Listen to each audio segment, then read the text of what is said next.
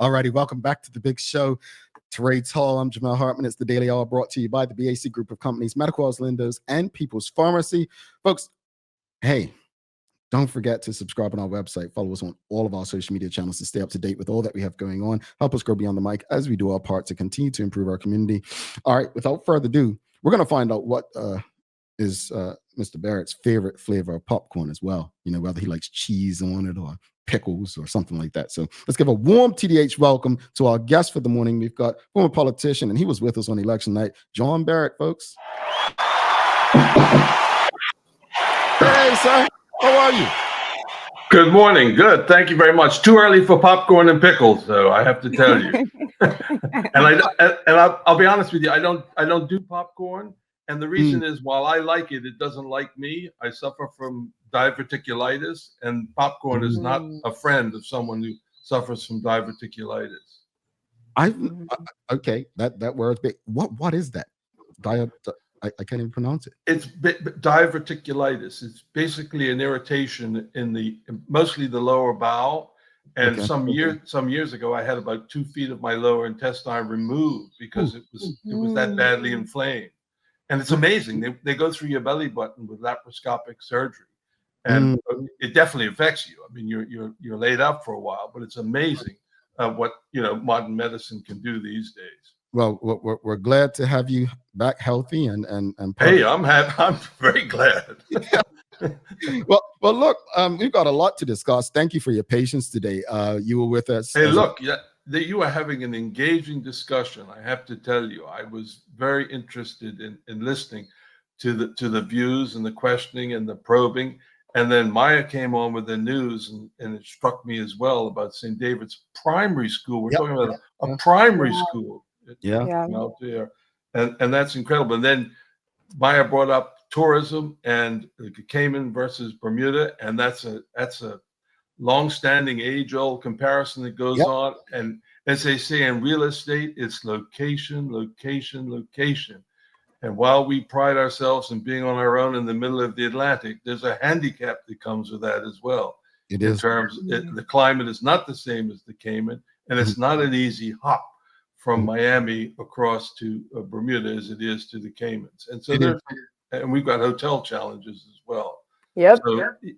So we have our struggles. And then when you have your I can't stop. When you have your conversation about what's happening in Bermuda and DEI and the advancement of Black Bermudians in Bermuda, well, we know one of the reasons is this country was deeply segregated for most of its history. And that, as I think, I can't remember the poet's name, but he said, it's not that Black people have chips on their shoulders, but they're carrying injustices of the past on their backs. And that I think kind of sums it up, the weight that we have. And then, as you say, contextualize it here in Bermuda.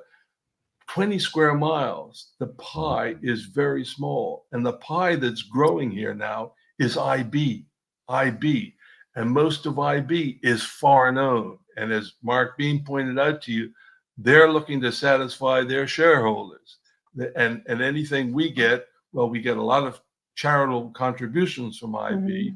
And they do try to hire Bermudians. I think it's because it makes sense for them economically as well.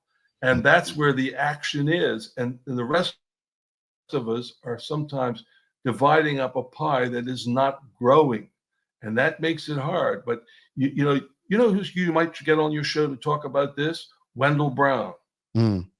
Wendell, I don't know if you know Wendell, but he's got to be the big entrepreneur quietly in many respects here in Bermuda, in terms of where he came from. I remember him as a postman, and where he is today. How did he achieve that? What's the struggle? What's the barrier? And I'll tell you, I suspect he would resent anyone thinking of him as token. I can that's my good guess. But anyway, as I say, very engaging discussion. Very well for himself, and I appreciate that. And it's interesting because as I speak to a Mark Bean and I speak to a Sir John, they literally, it's almost like you guys read from the same book, but I think that's just the lived experiences in you as it relates to that stuff. So appreciate that, and I know you have the ability to touch on all those topics in depth. But the election, it happened. I was telling Teo, I said, Dr. Brown, Mr. Barrett, and you, Teo, election night, I said, well, this is the way it's trending. And all of you kept saying, no, it's too early. It's too early. I said, man, I see it happening. And you guys definitely, maybe I'm a pessimist, but this pessimist is usually right when I see things the way I do. But it worked out the way I predicted that night. It did. It happened. It turned out that way. You had initial thoughts, but obviously you had time to digest. What were your initial thoughts on the results of the night, and now how do you feel as you reflect? Well, I can't exactly remember your prediction, Jamel. But I kept saying when the numbers came out early, I was like, oh, this is not trending well. I had stated that it looks like the PLP will lend a certain amount. I kept saying that, and everyone was saying it was too early. It's too early. It's too. Yeah. No, that's a cautious comment to make, especially if you've been around for a while. But for me, I could, as I told some people, I could have said and did say to some people, I told you so. I was in the newspaper saying that there was going to be a reduced majority. And when pressed, I said I thought the PLP might go as low as 25 to 23 seats. Well, they got 25. So I wasn't far off the mark. No crystal ball. It was a reasonable guess, and I was hesitant to guess. But there you have it. And so I was not surprised at the result at all. What was surprising, I thought, was the turnout. And I think people are still picking over the bones of exactly what that means. When you get when 45% of your voting electorate doesn't come out to vote. And then when you look out of the 55% who did vote, you've now got a government with a handsome majority, which only obtained 28% of the vote, of the overall voting register, and an opposition that got just about 20%. Those are not impressive figures. And while each will say, well, it has a mandate, it's not, when you put it in the larger context, it is not a strong mandate. And I hope, because it's weird, we like to talk about data and numbers, but there's so many different stories that numbers tell us, right? And let's use this election. The end result was 25-11, but you just touched on the other numbers that matter more, right? But the way the government was going to see it, this is a mandate because they've got the second highest majority they've ever had. Unfortunate, that's the take they'll take, rather than looking at the people, the less than 50% of the vote. But that's they'd probably be foolish. I mean, I can understand them taking that position publicly and going forward on it because they have been elected to govern for the next 5 years. But already from some of the comments that you've seen from some of the ministers in the newspaper and over the air, I think they recognize that there is a problem here. There are people who have disengaged and also disengaged with the Progressive Labor Party. And that's a concern to them, and they're going to have to address that if they want to get another term in government. And certainly the opposition would be wrong for thinking that they've arrived with 11 seats. Because the fact is, if you go back to 2012, they won 19 seats. And so they only picked up a couple of the seats that they gained in 2012. Not impressive at all. So in saying that, because we had Dwayne Robinson, newly elected member of Parliament, on last week, and as one of my Daily Hour colleagues said, I questioned him. I said, well, it seems like the FDM will have a better chance of dislodging the PLP than the OBA going forward. And I think Mr. Robinson is very short term thinking, well, we won the seats. They didn't. And that's today, but you still didn't make any true inroads. So what stands out to you most about the election? Because it's easy to say, well, we didn't have a great turnout, but I think the story is as much on the OBA not being able to inspire people who are upset, right, with the PLP. Yeah, I think that's right, Jamel, and that's my view. And what stood out for me, for a lot of people, were the unprecedented number of candidates who called forward. And that, I think, said something. Never mind the votes that they got or didn't get. The number of people who felt the need to stand, a lot of them fresh and new faces as well, that you would expect to see emerge in an alternative party. I'll get away with the word opposition, because ultimately what you want to be presenting in an election is an alternative to the existing government with a plan that says you can do things not only differently, but better for people. And that did not work because you had so many diverse candidates. I mean, if you look at some of the districts, in I think 7 of them, if there had been one opposition candidate as opposed to multiple ones, and all those votes went to that opposition candidate, the vote might well have been as close as 1917 or 1818. And that says something about what people are thinking. The hardest one to know are the people who didn't vote and why they didn't vote. We know we have problems with the register. A number of people couldn't vote because there's no absentee ballots, but I don't think those are great numbers. But there are people who have moved off the island. And while the Parliamentary Election Act requires people to notify the parliamentary registrar when they change their voting address or they move off island, well, come on. When people move off the island, the last thing they're going to do, and if they're even going to do, is tell the parliamentary registrar, I'm leaving Bermuda. Take me off the voting register. So we don't know how many people there were in that situation, but it behoves, I think, both parties, now that they're in the legislature, opposition and government, to overhaul that act in that register, because it may reflect, it's in their interest, it may reflect better for both of them. Actually, the real turnout was 65%. As opposed to 55%. And it may not be as bad as it was. But what you want to know still is why those people were not engaged. Engaged enough to vote. I mean, this is your chance to speak and to change and let people know how you feel in a way that they feel, because that's what counts most to politicians. And I don't mean that negatively or pejoratively. And that's the vote and capturing the vote when you go to an election. And we never saw any polls either. I don't remember ever.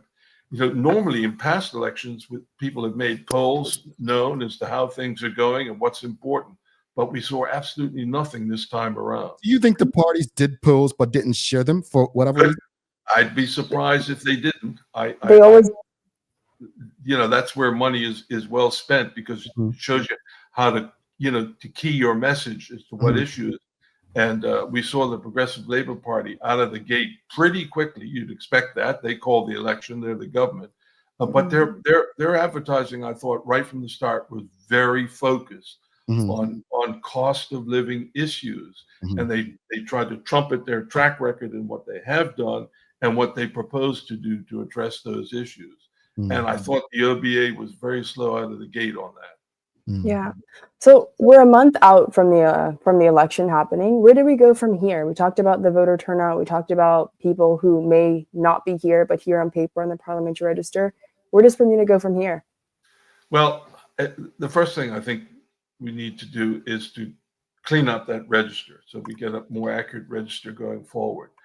I think as voters, what we now do is watch, wait, and see what comes with the government, with their throne speech, which will be delivered tomorrow. Parliament meets tomorrow, and we'll see what their plan of action is.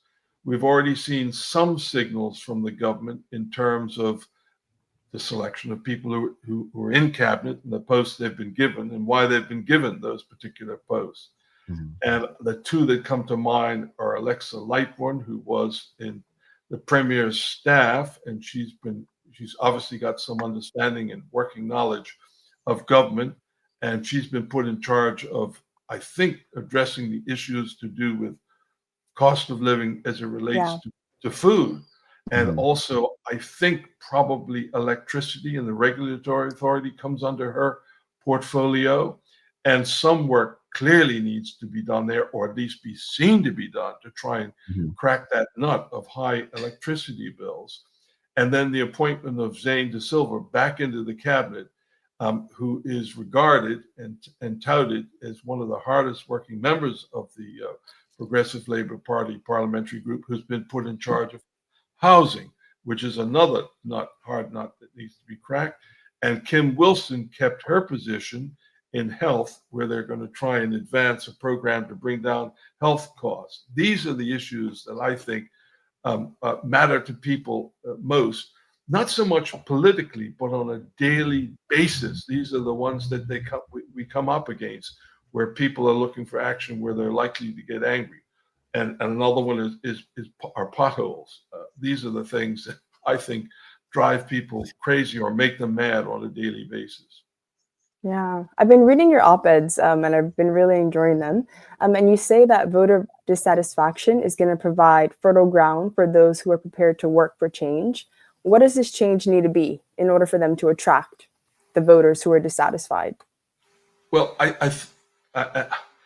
my take on this is that I think the independents emerged and tapped into some support, in some cases more that did better than I thought some of them would, is because people are looking for a change in the way in which politics are conducted.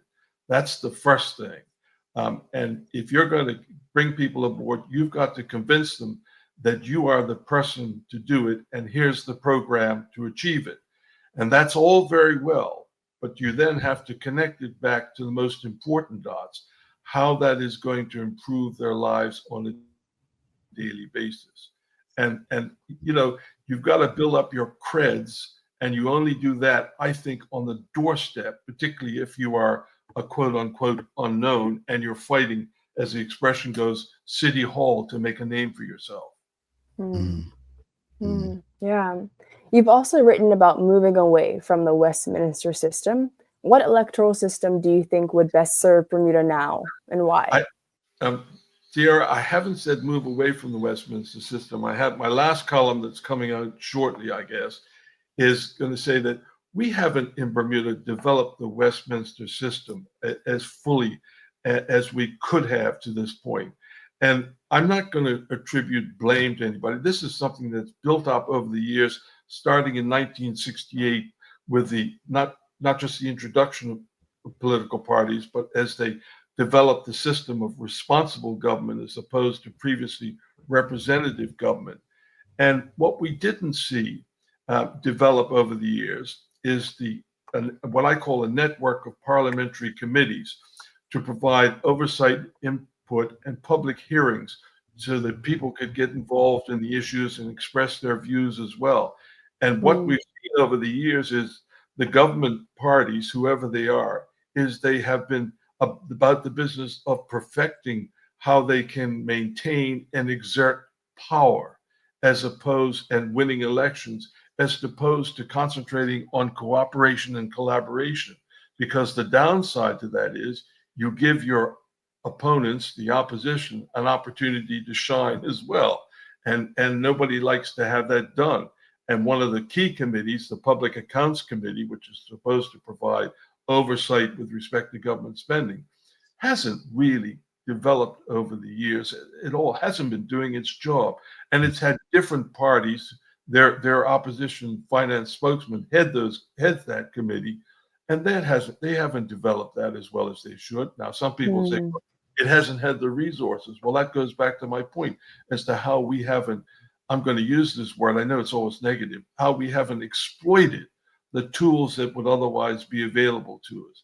And that's where I think a profound change could come in the way politics are conducted.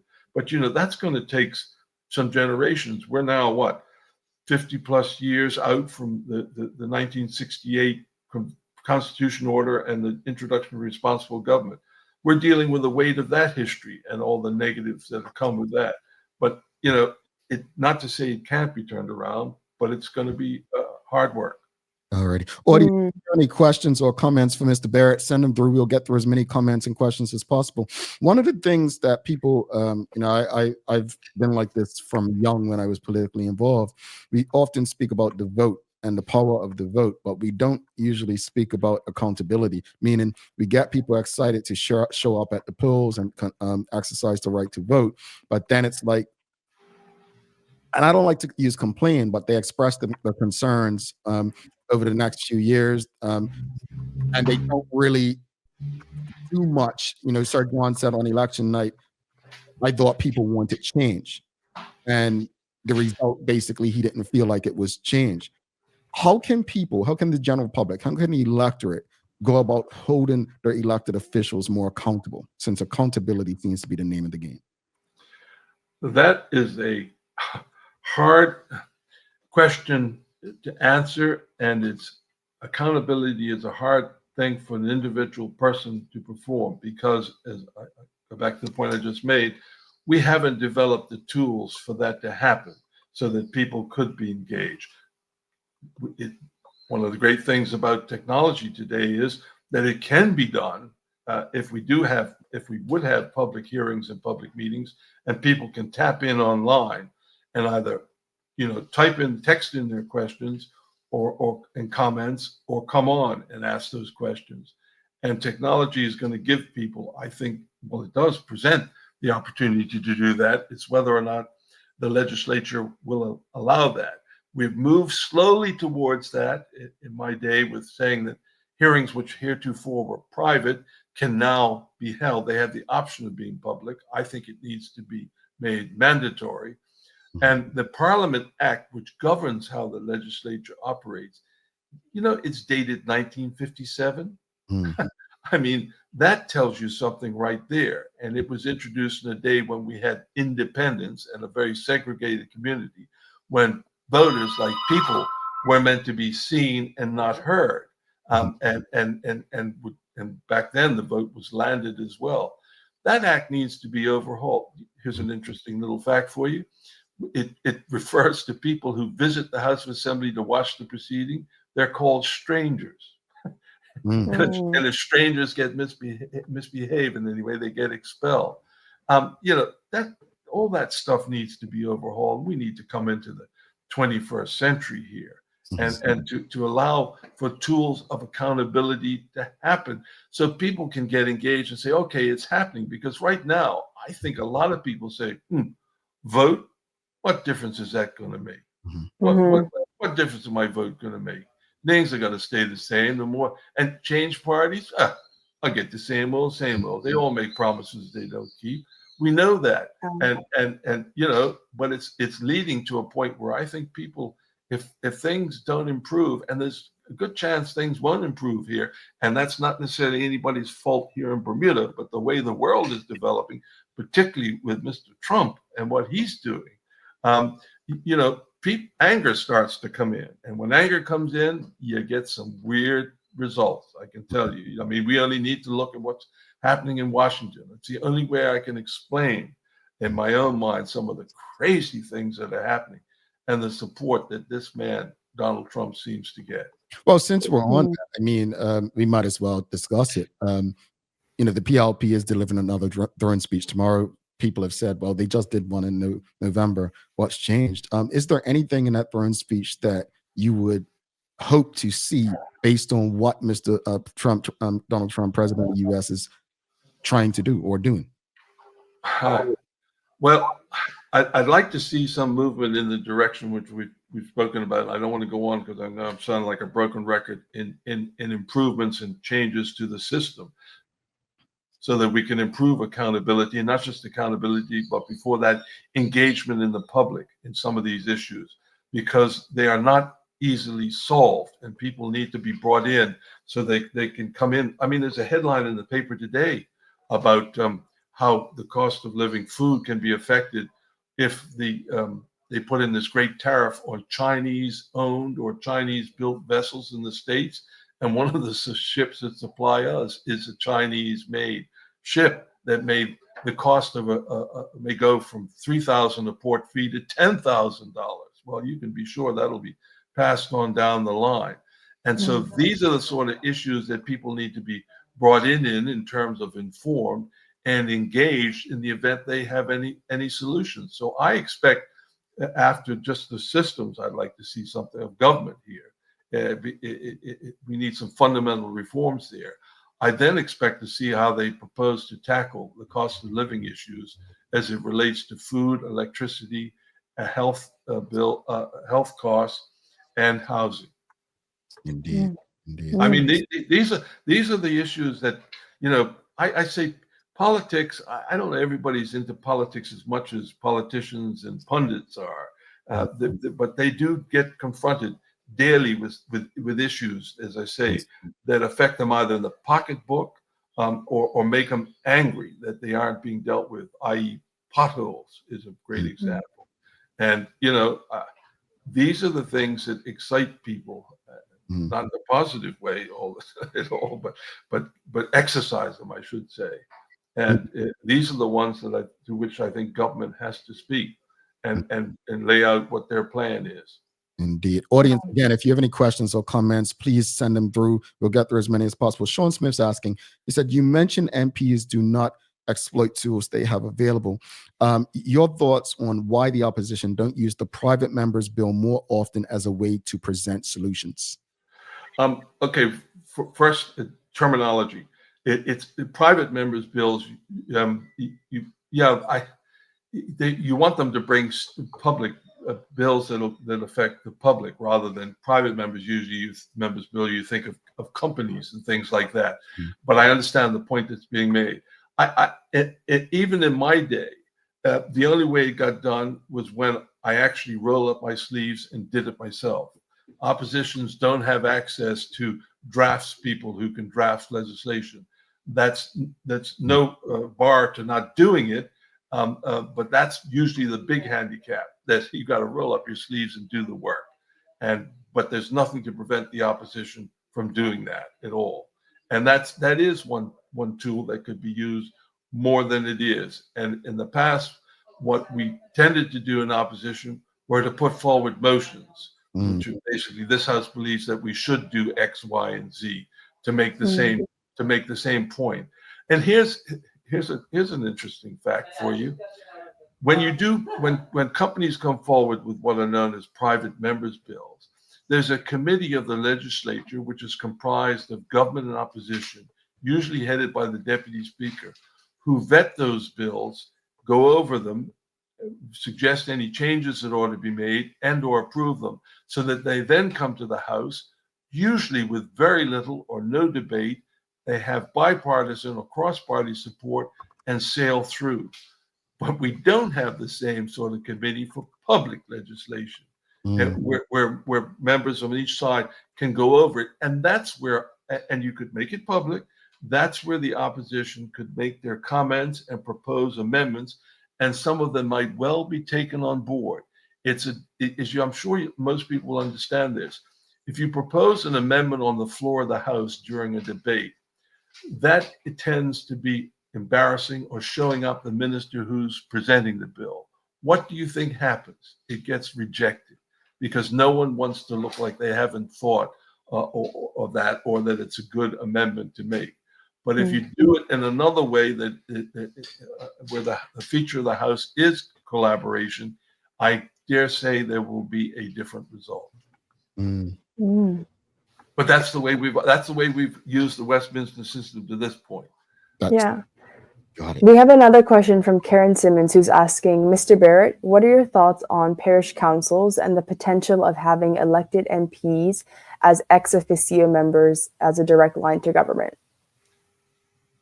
I think that may be a way to engage people through parish councils and MPs, if in fact they're going to be fully functioning. The one thing you don't want to do is create another level of bureaucracy, another layer that people have to go through before things get done. That would be the only downside I see to that. Okay. Quite a few people were, I guess, vocal about their own speech happening and then the budget not happening until May, right? And I would love to have you back around budget time as well, if you're open to it. But what's the strategy behind that? Why do you, can you make sense of that for the audience? I'm waiting to see myself, Jamel. I think that the election was called because the PLP, maybe from their polling as well, thought that this was a good time to go, that the opposition isn't as strong or united or as fully functioning as it could, and they hadn't announced all their candidates, I don't think, and the PLP had been doing it on a weekly basis. they felt they were in a stronger position and a better position to win the government again. I don't know what part the budget played in that, whether it did play a part, because it is extraordinary to have an election so that your budget is now delayed. It doesn't come in until the next financial year has already started. But it's been pointed out there's provision in the Constitution order for this to happen. So it's not like they did something that is verboten or forbidden.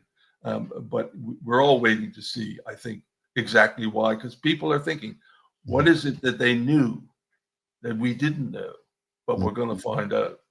Yeah, indeed. And from your own experience,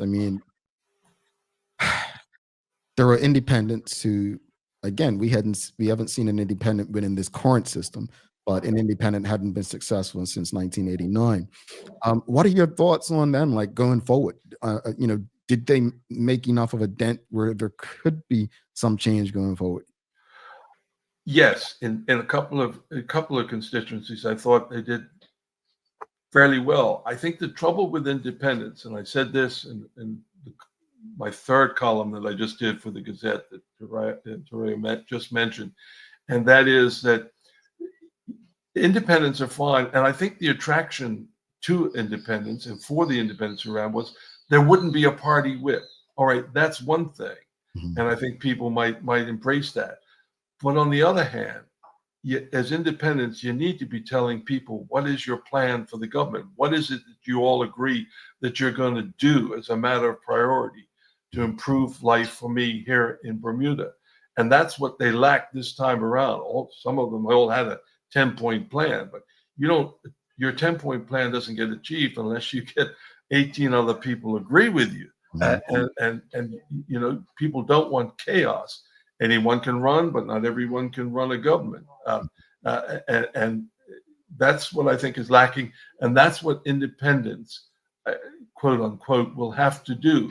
And maybe it's going to do away with independents, and they're going to say, this is a new coalition of independents. Some name that shows that there is some organization to it, but without a party whip. And I think people might embrace that, because they don't like when people say, the politicians, well, like they tell you privately, not publicly, well, I had to go along with the party. I had to toe the party line. And that's what I think people don't like.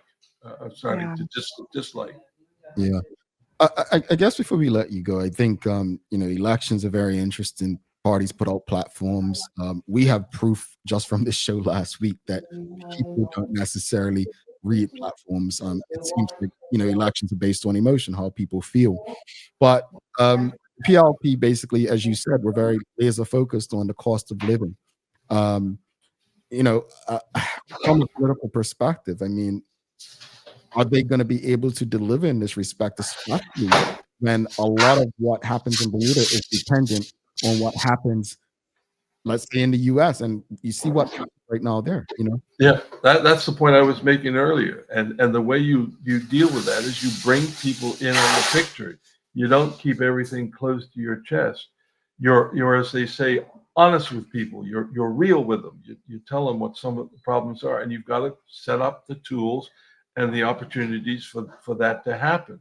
Because, while we pride ourselves on always punching above our weight and being in pretty good economic shape, the world is rapidly changing out there, and not in positive ways, as the geopolitical landscape is shifting, thanks in large part to first it was COVID and supply chains, and then there were sanctions.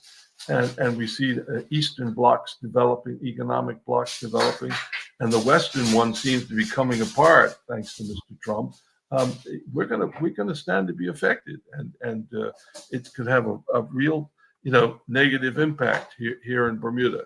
And the other thing, to your point, your observation, politics, I think, for a lot of people, is broad strokes. It's not always detail. It is how people feel. And you want people to feel that however negative our situation is, they're positive about the people in charge and what they're trying to do. And the only way you can do that is by, as I say, by being real and upfront with people. Indeed. What would you say to the people of Bermuda before you head out in terms of, I mean, there are people who just, feel like all hope's lost politically. Like, this week, there have been a number of allegations in regards to our new deputy leader, and he was still elected deputy leader of the Bermuda Progressive Labor Party. People just feel, if they're not involved or if that wasn't their decision, that there's no hope. But what would you say to people as far as politics? Well, there's always hope. And the hope is, and the way you develop hope and you make it turn into action is by doing something, either by saying something or joining the right group or developing the right group and getting involved. The worst thing that can happen is you shrug your shoulders, you say nothing's going to change. And when you do that, nothing will change. I'm sorry. And there are signs of hope here in Bermuda with some of the youth groups that are developing, some of the younger people, as I say, who came forward as independents in the last election, some of the younger people who came forward as candidates too for the different parties. And one hopes that there will be a change in thinking, in approach to issues, and to how we interact one with another. And I think there are shoots, and I'm hoping we'll see some in the throne speech and going forward. All right, Mr. Barritt, thank you so much. Are you going to come back right before around budget time? What do you think? I think you should. I think you should. No, honestly, it's about knowledge, and I'm glad Tierrai has read your columns. You've been doing them for years, and I think our audience reads your comments because they're the ones that said you need to have Mr. Barritt on. Mr. Barritt on. But I appreciate your commentary as a person who's lived it.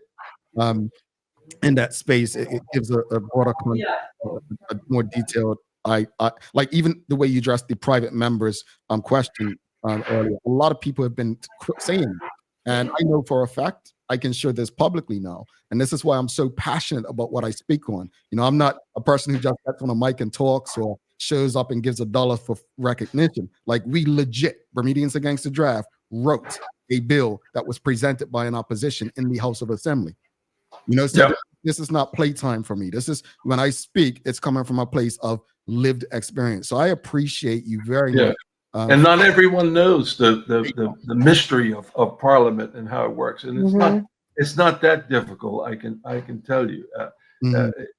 Some of it is archaic and arcane. There's no question. But I was part of a movement to change that with James Jennifer Smith back in just before I left politics, trying to update the rules. They ought to be doing that on a regular basis. Like I told you, a 1957 Parliament Act. Give me a break. I mean, that's early 20th century stuff. You know what it made me think of, Mr. Barritt? It makes me think of, we only find things important when they seem to affect us. And I think that's another challenge, right? People don't think these affect, that law has been on the book, but it doesn't affect me, so who cares, right? Well, don't be too harsh about that, because that's usually the way change happens when people come up against a brick wall or something that irritates them or angers them.